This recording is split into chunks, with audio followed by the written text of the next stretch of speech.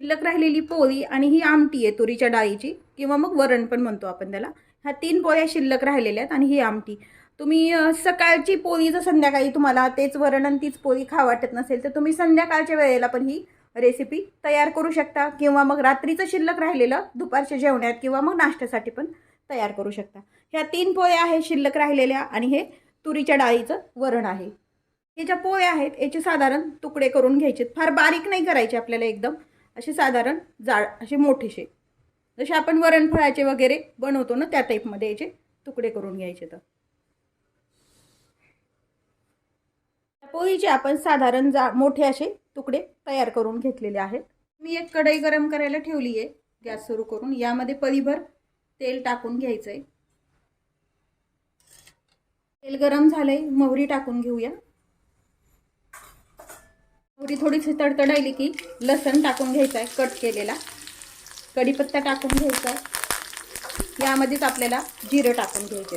लसण थोडासा ब्राऊन होईपर्यंत आपल्याला तळून घ्यायचा. लसण व्यवस्थित ब्राऊन झालाय, हिंग टाकून घ्यायचा आहे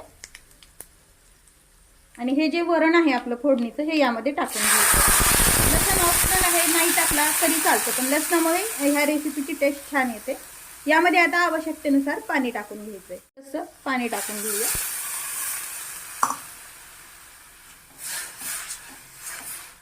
यामध्ये आवश्यकतेनुसार लाल तिखट. ऑलरेडीच वरणात आहे त्यामुळे मी हळद टाकत नाहीये. यामध्ये पुरतं मीठ. वरणामध्ये पण मीठ असतं आणि पोळीमध्ये पण आपण बनवताना थोडंसं मीठ टाकतो, त्या आकाराने यामध्ये मीठ टाकून घ्यायचंय. कोथिंबीर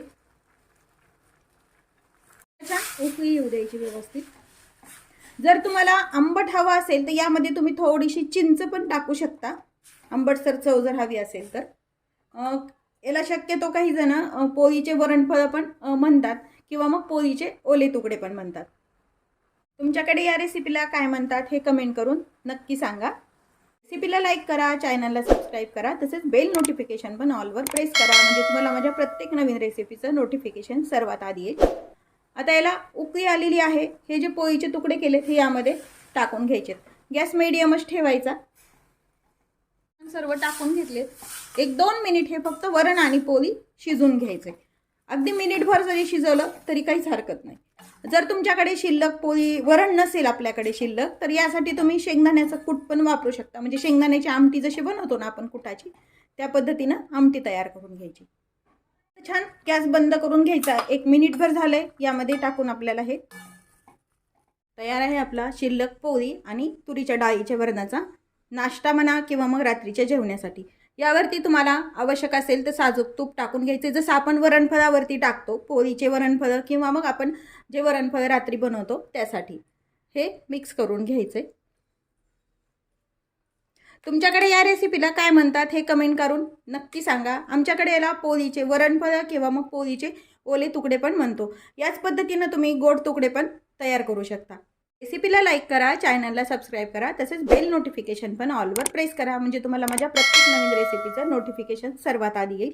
अशाच नवीन रेसिपीसोबत पुन्हा भेटूया. तोपर्यंत बाय बाय. व्हिडिओ पाहिल्याबद्दल खूप धन्यवाद.